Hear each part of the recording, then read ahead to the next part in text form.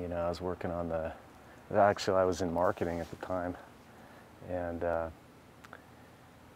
this snowstorm came in, and I remember it was so powerful, just total blizzard whiteout conditions, and we were all sort of in our offices looking at it in awe, and turned out that it just never stopped snowing. I think we got like you know, close to 4 feet. I think it was 4+ feet. But what it ended up doing is basically paralyzing the whole town.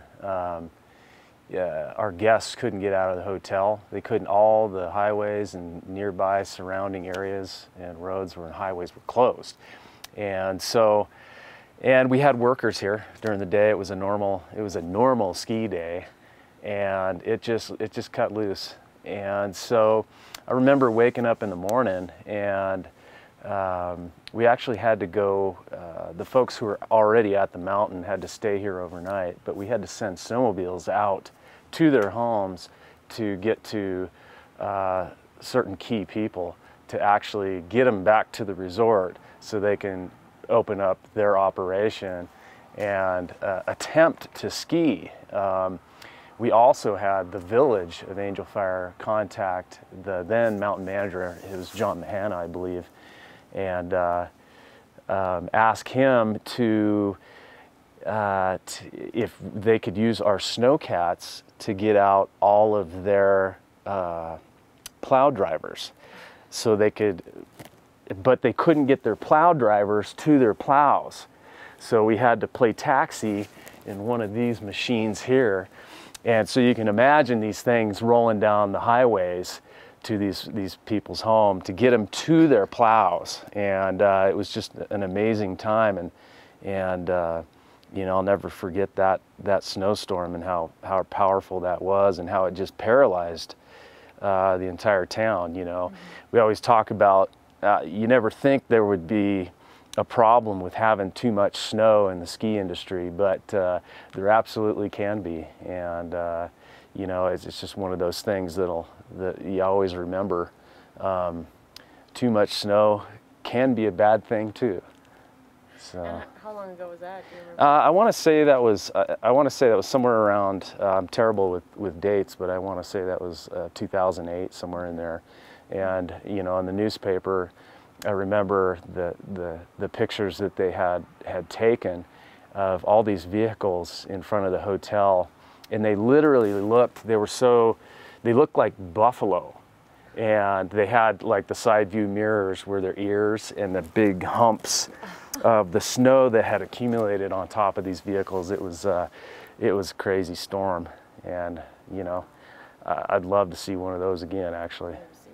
Yeah, yeah, no doubt. Okay, so just give me your name and your title, first and last name, title, and then how long you've been here. Okay. Andy Whitaker, mountain manager, and I've been here for 16 years. All right. And what brought you here? You know, we were actually recruited over here 16 years ago to work in the real estate department from Durango, Colorado, and we just never left. Yeah. Why do you think that is?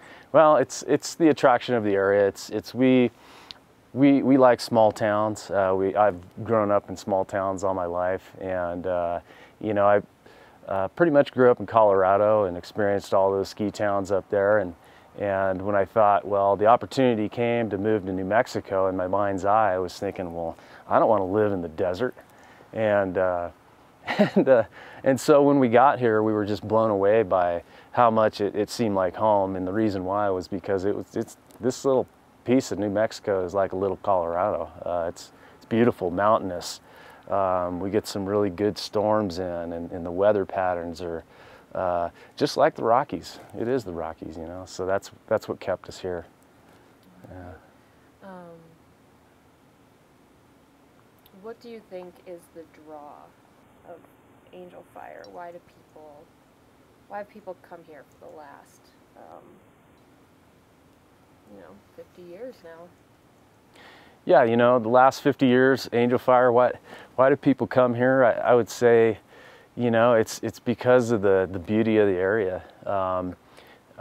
coupled with you know, ski lifts that you don't have to wait, you know, in line. You can just ski right up to the chair more times than not, you know, and Angel-Fire offers, you know, black runs, great black runs. We got treed skiing, beginner runs, and intermediate runs, and you know, and then in the summer, it's a beautiful mecca of downhill mountain biking and cross country, and that ball just keeps rolling, and I think that's going to draw in a lot of people and younger families even, you know, it's kind of a slow, sustained growth that you'll see throughout, you know, at least I have throughout the last 16 years here in Angel-Fire, and it's slow enough not to be, you know, not to turn it into a city, but yet it's fast enough to where it's all kind of homegrown. You know everybody at the grocery store, and everybody says hello. It's a real friendly place to be, and you know, you stay here long enough, you get to know pretty much everyone in the valley, and it's just fun to be here, and it just offers everything you'd never get in the city. Mm-hmm. Absolutely.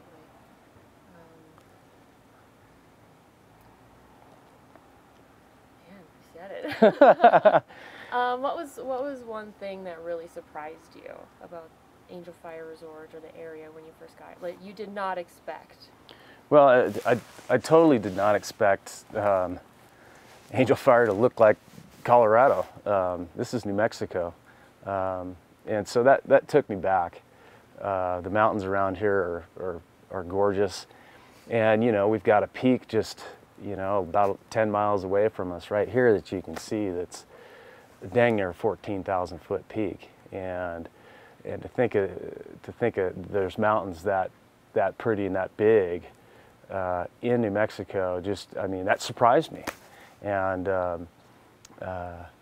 you know, and that it had that Angel-Fire Resort also had an 18-hole golf course, beautiful golf course in the summer, and it just seemed like one of those hidden gems that you don't come across very often, or if you do, you know, you can't afford to move your family there because it's too expensive. The homes are, you know, out of your price range, and you know, I've lived a lot of different places in the Rocky Mountains, and you know, all these other beautiful mountain towns are just, you know, pretty much out of the picture for the majority of the folks who you know, are looking for that mountain value, and this is definitely one of them. So we're coming up on our Angel-Fire's 50th. Do you think Angel-Fire will make it another 50 years? Well, I would. Yeah, that is. Wow. Well, Angel-Fire, I hope it does. You know, I won't be around to see that, but I hope that it does. And boy, I can't imagine what this place would look like in 50 years.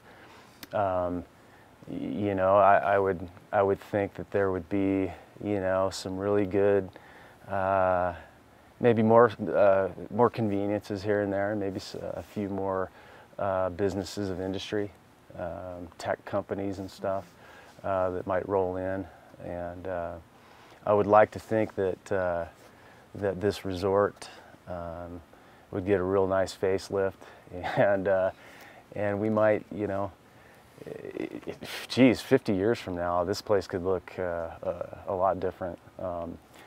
You know, walking village and the whole thing, you know, it could happen in that time frame. You know, I've never really thought of that because I'd be dead. So, yeah. Yeah. So, what would be one thing you would hope to see happen in Angel-Fire in your time here? Well, in my time here, I'd like to see that sustainable growth continue. I'd love to see a new base area put in, and actually several new lifts on our mountain, which we're trying to work on now, and so I hope to be a part of that in my tenure here as mountain manager. And you know, part of my goal is to give this place a facelift and you know, continue the cutting edge technology like what you see right behind me in this piston bully Snowcat, which is brand new, and you know, and it puts out a product like you know, people haven't seen around here in many years, and so we're pretty excited about that, and you know, just kind of keep that cutting edge technology and be there, and see this place grow and prosper, and you know, people come here for a reason. It doesn't have all the city shops and things that draw people to the city, but that's not why they come here. So I'd like to see it not get crazy, but kind of stay on its current path of growth. Little old town of Angel-Fire here, you know. For someone who's never been here before, what would you say to them? You know, I'd say Angel-Fire, an Angel-Fire Resort, that apart from the beautiful geography that you have around here, it's peaceful.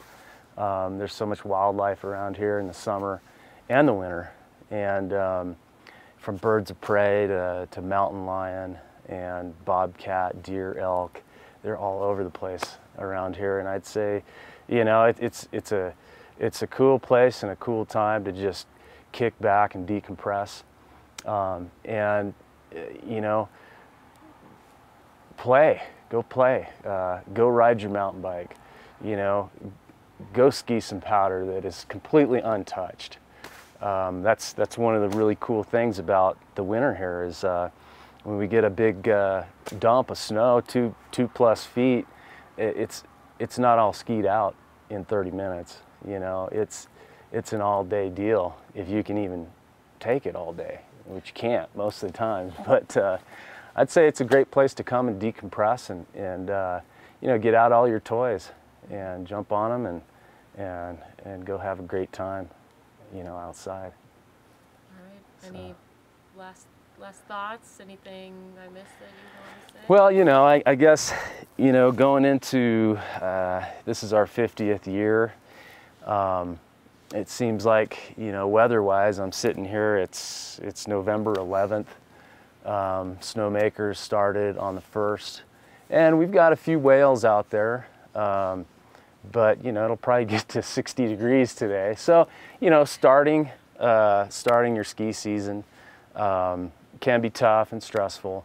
But you know what? More times than not, in the 16 years that I have been here, we've had years where it started out this way, and it's just, I don't know, Mother Nature just turns it on and makes it all work for us. Mm-hmm. And you know, it's a blessing when that happens.